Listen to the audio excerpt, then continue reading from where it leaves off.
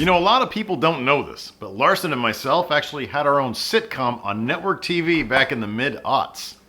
Unfortunately, though, it met with some audience resistance thanks to its unusual title. Would you like a pickle? I already have one.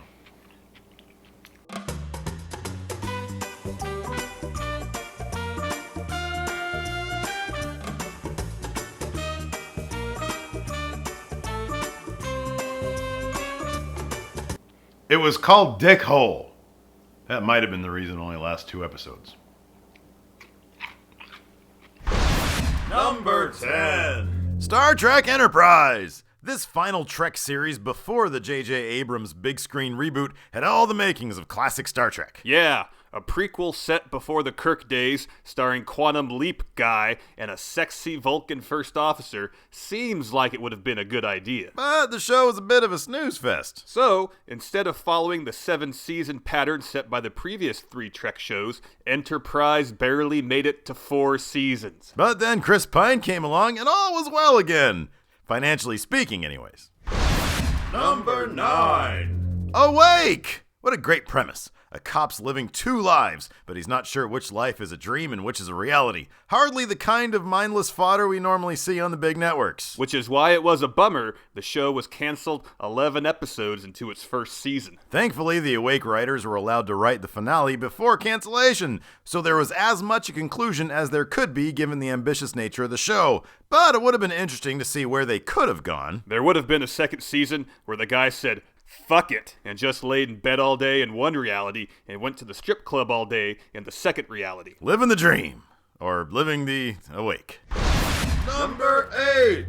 Life on Mars! Again, a network show with a smart, odd premise, but it was on a major network that didn't know what to do with it, so wah wah. The show was based on a British TV drama about a guy who gets into an accident and wakes up in the 1970s. It was canceled because people don't like the big bush anymore, man. No, it was canceled due to low ratings, but not before a clever finale provided viewers with proper closure on the main character. The finale strayed greatly from the UK series finale, causing the original series creator to say, buttocks.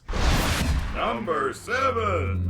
Firefly! Joss Whedon's sci-fi show wasn't really our cup of tea, but man, did it achieve a powerful cult following. So much so that a movie was produced called Serenity. Unfortunately, hopes for its sequel, Serenity Now, were lost when the movie didn't do so well. You made up that Serenity Now title, didn't you? Serenity Now, insanity later. You love the Seinfeld. Number 6. Stargate Universe! Before Stargate Universe, the Stargate franchise was borderline camp, but this iteration on the Sci-Fi Channel was dark, dramatic, and quite honestly fucking awesome. SGU managed to take sci-fi conventions and turn them on their ear, all while delivering some of the most interesting and flawed characters on TV at the time. And then the show got canceled so Sci-Fi could produce more cheap-ass reality TV, leaving us with a finale that was both satisfying and super cliffhangery. There were rumblings of a follow-up movie, but that served just to anger Steve once they were proven false. Fuck everything! I'm still mad about that one. Number 5. My So-Called Life! Back in the 90s, Claire Danes and that guy from 30 Seconds to Mars had a show about being all angsty in high school. It was a critical darling, but it might have been too clever and too brooding for mainstream audiences because after 1 season, the show was gone. In the 20 years since, most high school dramas followed My So-Called Life's lead in depicting how hard being a teen can really be. Yeah, until Glee came around to remind us how crappy high school TV can be.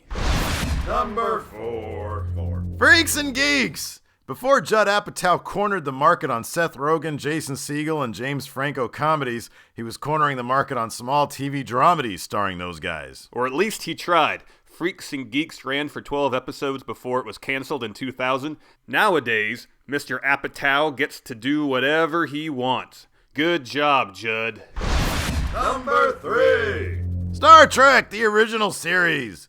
Back when the Priceline Negotiator and the guy from In Search Of were on a 5-year mission to explore strange new stuff, They hardly could have known their cheesy little sci-fi show would blossom into a billion-dollar franchise. The executives at CBS sure as hell didn't know. After 2 seasons, the show was set to be canceled, but a letter-writing campaign saved it for a 3rd and final season. That 3rd season proved pivotal for Trek, as it allowed the show to continue into syndication, where it gained enough traction to be brought back as a hugely successful movie series, and eventually a bunch of TV spin-offs, and eventually a rebooted movie series. So what you're saying is online petitions do work. No, not at all.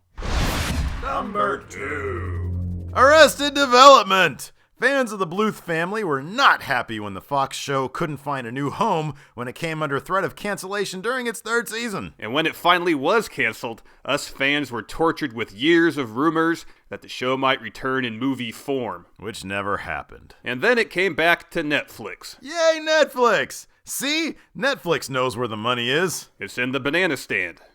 Literally. Number 1. Deadwood! David Milch's HBO Western was the smartest thing on TV. The dialogue, the characters, the use of the word cocksucker. So when season 3 ended on a bit of a whimper, we really wanted closure. And then none came. We all heard rumors and reports of follow-up movies, but none of them came to pass and everyone involved just moved on. According to history, the Gem Theater burned to the ground and Al Swearingen died penniless and broken. We want that fucking story.